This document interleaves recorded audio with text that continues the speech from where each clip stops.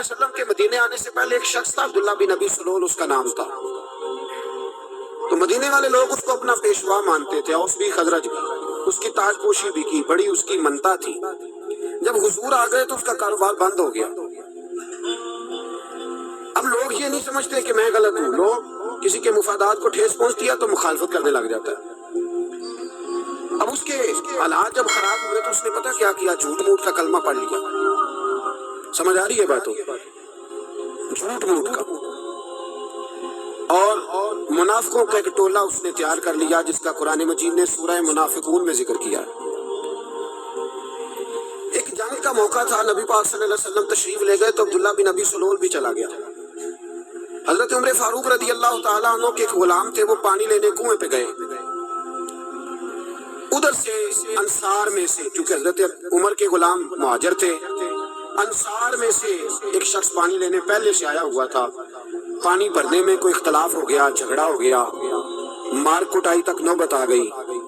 حضرت عمر کے غلام نے کوئی چیز مار دی، اس شخص کو زخمی ہو گیا۔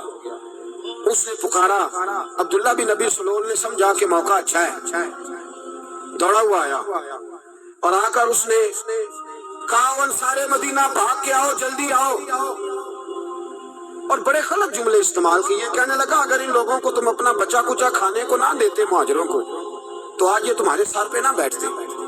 معاذ اللہ، ایسی باتوں پہ کہا کرے، بولے یہ روز مرہ کی گفتگو میں عادت بنائیں، کوئی ایسی بات کرنی ہو تو معاذ اللہ استغفر اللہ کہہ کے کرنی چاہیے۔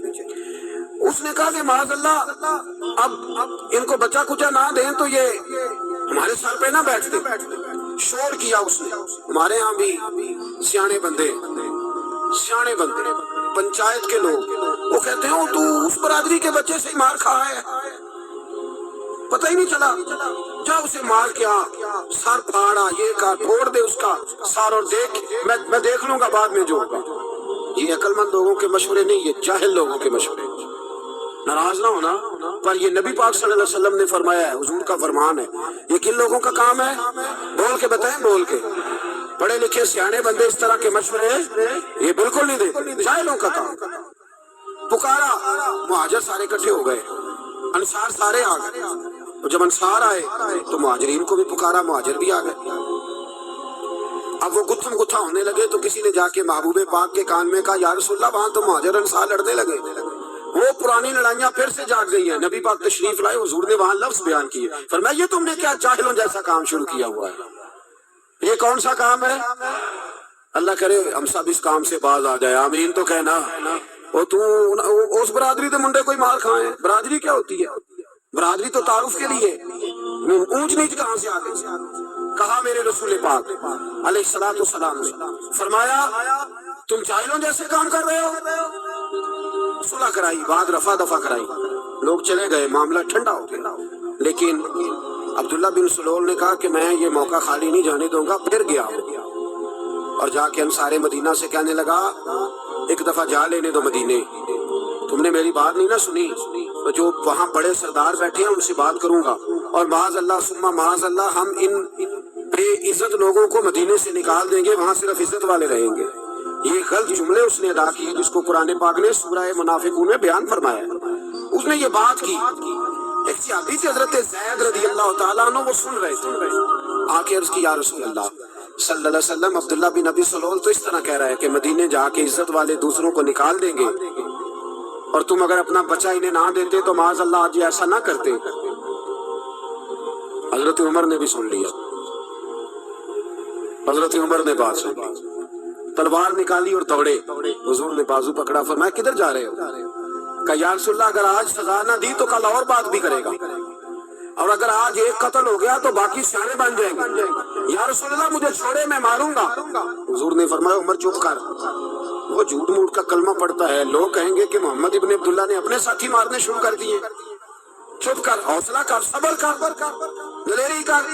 حضرت عمر کہتے ہیں میری حضور کے کہنے پر میں ٹھہر تو گیا، پر وہ میرے اندر جو آگ لگی ہوئی تھی ٹھنڈی نہیں ہو رہی۔ کہتے ہیں میں چپ تو کر گیا۔ نبی پاک علیہ الصلوۃ والسلام نے پوچھا عبداللہ بن ابی سلول سے، تو نے یہ کہا ہے؟ کہنے لگا حاشا وکلا، میں نے بات ہی نہیں کی۔ ہاں اب لوگ کہنے لگے کہ زید تو نوجوان ہے تو یہ بوڑھا آدمی ہے، چلو صحیح کہتا ہوگا۔ حضور بھی خاموش ہو گئے۔ اللہ پاک نے قرآن مجید نازل فرما دیا، فرمایا اللہ نے سن لی ان کی بات جنہوں نے یہ کہا ہے، اور پھر لفظ بڑے حسین ہیں، فرمایا یہ کہتے ہم عزت والے ہیں؟ نہیں، وَلِلَّهِ الْعِزَّةُ وَلِرَسُولِهِ وَلِلْمُؤْمِنِينَ، فرمایا عزت تو اللہ کے پاس ہے، اللہ کے رسول کے پاس ہے، عزت تو مومنوں کے پاس ہے، مومنین کے پاس عزت ہے۔ یہ قرآن پاک نے سارا مضمون بیان کر دیا کہ عبداللہ بن ابی سلول غلط کہتا ہے اور حضرت زید صحیح کہتے ہیں۔ حضور نے کچھ نہیں فرمایا، جا رہا ہے قافلہ۔ جب مدینے کی سرحد آ گئی نا، حدود مدینہ منورہ کی شروع ہوئی، تو عبداللہ کا اپنا بیٹا، اس کا نام بھی عبداللہ بن عبداللہ تھا، اپنا بیٹا اس کا بڑا مخلص جانثار غلام تھا میرے رسول پاک صلی اللہ علیہ وسلم کا، وہ تلوار لے کے مدینے کی حد پہ کھڑا ہو گیا اور کہنے لگا میرے باپ، تو نے اتنی بے ایمانی کے لفظ کہے کہ میں ان کو نکال دوں گا؟ کہے اپنی زبان سے کہ میں ذلت والا ہوں، رسول پاک کو اللہ نے بڑی عزت عطا فرمائی ہے، کہے ورنہ میں تیری گردن کاٹ دوں گا۔ بول کہے حضور بھی عزت والے اور نبی پاک کے غلام بھی عزت، کہے اپنی زبان سے کہے میرے رب کا یہ فرمان ہے وَرَفَعْنَا لَكَ ذِكْرَكَ، حبیب میں خود تیرے لیے تیری شانوں کو بلند فرما دوں گا۔ تو کہا تو دشمن ہو کے کہنے لگا میرے بیٹے مجھے معاف کر دے، مصطفیٰ تو بڑی عزتوں والے ہیں، ان کے غلام شانوں والے۔ جب بیٹا تلوار لے کے سامنے کھڑا ہوا، شہرت ہوئی، اب نبی پاک نے حضرت عمر کی طرف دیکھا، کہا عمر تیری بات صحیح تھی، جہاں جو ہوا یہ زیادہ صحیح تھا، وہ میں نے تجھے کہا حوصلہ کر، تدبر کر، وقت کا انتظار کر، یہ صحیح ہوا کہ وہ صحیح تھا۔ تو حضرت عمر فاروق کہنے لگے یا رسول اللہ میں گواہی دیتا ہوں آپ واقعی اللہ کے سچے رسول ہیں صلی اللہ علیہ۔ اتنی اچھی رائے، وقت فیصلہ کرتا ہے، تدبر سے چلے، دانائی سے چلے، علم پیدا کریں، بردباری۔ ہمیں کئی دفعہ سجدہ صاف کرنا پڑتا ہے، ہم جو کہتے ہیں بات اس کے الٹ نکل آتی ہے۔ ہم کسی شخص کے بارے میں کچھ تبصرہ کر بیٹھتے ہیں، کچھ عرصے کے بعد ہمیں پتہ چلتا ہے کہ وہ تو ایسا تھا ہی نہیں، ہم نے غلط بات کر۔ ہم بغیر تحقیق کے، بغیر تفتیش کے، حوصلہ نہ ہونے کی وجہ سے، صبر نہ ہونے کی وجہ سے ہم بہت سارے کام کر گزرتے ہیں، پھر ہمیں نقصان ہوتا ہے۔ اپنی زندگی میں حلم نہ چھوڑے، حوصلہ نہ، لڑائیاں ہوتی ہیں نا گھروں میں، اس کی وجہ خامد ہوتا ہے، بیوی نہیں ہوتی۔ یہ بات گھر جا کے بتانا کہ آج انہوں نے کہا لڑائی کی وجہ کون ہوتا ہے؟ نہ بولو تسی، پر میں تے آ کے چڑھیا، وہ تو ریکارڈ ہو گیا۔ لڑائی کی وجہ کون ہے؟ جڑے باتیں لڑتے ہیں وہ کودے نہیں پے۔ وجہ کون بنتا ہے جی؟ کیوں بلا؟ اس لیے کہ نبی پاک صلی اللہ علیہ وسلم نے فرمایا عورت کی اگل آدھی ہے تو تیری تو پوری ہے نا، جس کا مطلب ہے لڑائی اگر بچ سکتی تھی تو مرد کی وجہ سے بچ سکتی تھی، گھر میں امن ہو سکتا تھا۔ کہتے ہیں جی بڑی بیوقوف ہے میری سنتی نہیں، تو میں نے کہا جو اس سے بحث کر رہا ہے وہ سیانا ہے، بولے جو بحث کر رہا ہے وہ عقل مند ہے۔ بندہ تو چلو تھا وہ دانشور شخص پہ، باتیں بعض اوقات اس کی کچھ ایسی ہیں۔ اس سے کسی نے پوچھا تھا عورتوں سے کون جیت سکتا ہے بحث میں، تو اس نے کہا تھا وہ جو ان سے بحث نہ کرے، جو ان سے بحث ہے۔ تو بھائی تو وجہ اس لیے کہ حوصلہ تو نہیں کرنا تھا۔ نبی پاک علیہ السلام نے فرمایا بی بی ٹیڑھی لکڑی ہے، سیدھی کرنے کی کوشش کرو گے تو ٹوٹ جائے گی، سیدھی تو پھر کتنا بیوقوف ہے جو پتھر سے سر رگڑ رہا ہے، کتنا نادان ہے جو یہ حرکت کر رہا ہے، دریا میں چھلانگ لگا کے کہتا ہے ڈوبوں گا نہیں۔ تو بھائی حوصلہ پیدا کرے، علم پیدا کرے، بہت ساری ایسی باتیں کرے کہ جس میں اشتعال آئے گا، فٹافٹ 3 لفظ طلاق کے دے دیے، اب بھاگا گیا مفتی صاحب کے پاس، او ہو 4 بچوں کا کیا بنے گا؟ اور یہ بات پکی ہے کہ بچوں کو صرف ان کی ماں ہی پال سکتی ہے۔